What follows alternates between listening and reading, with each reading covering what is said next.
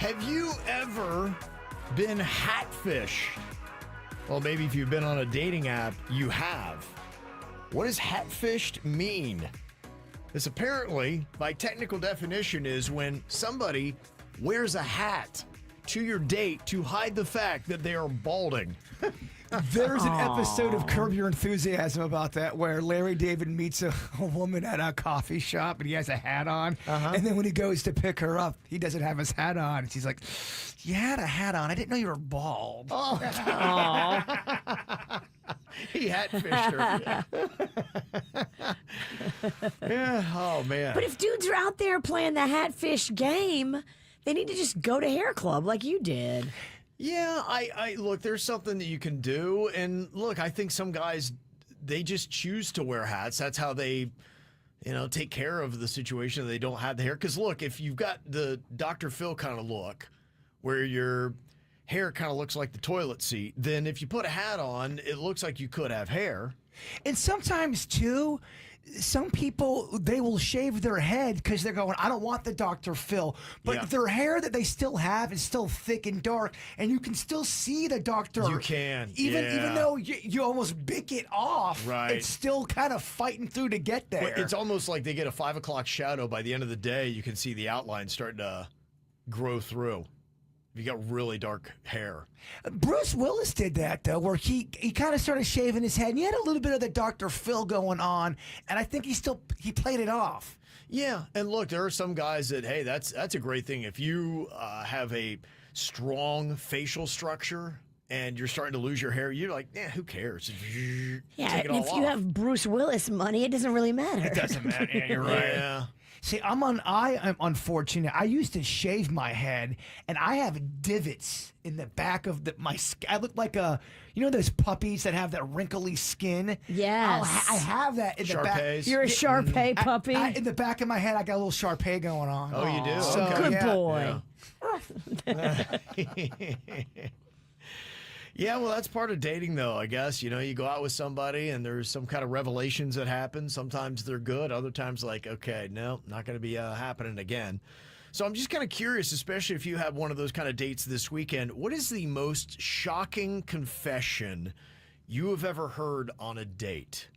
Got a lot of texts coming in right now, 877-979-WRMF. Which one would shock you the most of the ones that we received here? One person said, a guy told me after our second date that he had a huge foot fetish. He used to wait until his girlfriends were asleep and then he'd start touching their feet. Oh. Without their consent? Yes. Oh. Yeah, it ended on the second date. That was what did it. Oh, my God. That's what did it. Yeah. He is also a prowler. He's a peeping Tom. Yeah, it's a matter of time before he commits a crime. Second date, way too soon to divulge a foot fetish, correct? Especially like that. First of all, don't be touching people in their sleep if you don't have consent. Thank you. Yep. Another shocking confession on a date. He chose to go to dinner with me instead of fixing the broken window in the back seat where his child sits. I was not impressed. One and done. Okay. Yeah, you got to get the basics for your child taken care of before you're taking girls out to dinner. One person said on our third date, I accidentally said, "I love you," while suggesting what to spell out with alphabet chicken nuggets. Yeah, that was an accident, though. Yeah, that's true.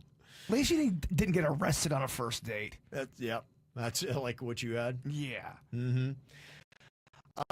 Most shocking confession I got, we went bowling and he said, I don't let women win. Way to not get laid, dude. He said it like he thought I expected him to. No, thank you. Ay. How turned on are you by that guy, Virginia? Not at all. It's like a Saharan desert.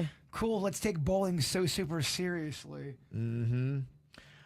One person said that, I had one guy tell me that he was into pegging.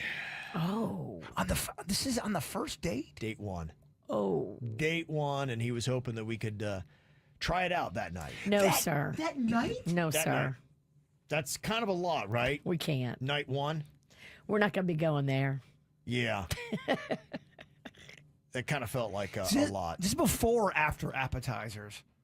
It's a great question. Yeah. Because I was on a date. It was a first date, and this girl, our appetizer hadn't even gotten there yet, and she was trauma dumping so much of her ex-boyfriend and what he was into, and the odd things that he liked. And I'm going, man, we haven't even gotten our potato skins.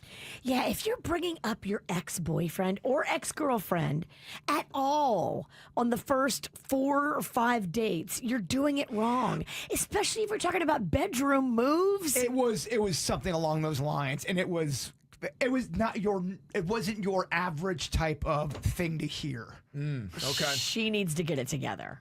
Shocking confession just from this weekend for their second date. The guy I was with told me that he likes showers of the golden variety. Dude. This is Date what, 2. That's exactly what my date was about. That's what the ex was into, and that's what she's telling me. Wow. Yep. Date 2? What date were you on? Date 1. Date 1. Before the food even got there. Wow. Yes. No, ma'am. Just like you were traumatized when he laid that on you. So why would you lay that on Jason? I was kind of traumatized. It's like, duh. Read the Wow. room. Okay. All right. Well, there you go. That's definitely some shocking confessions on a date. This is how we do. It's the KBJ Show.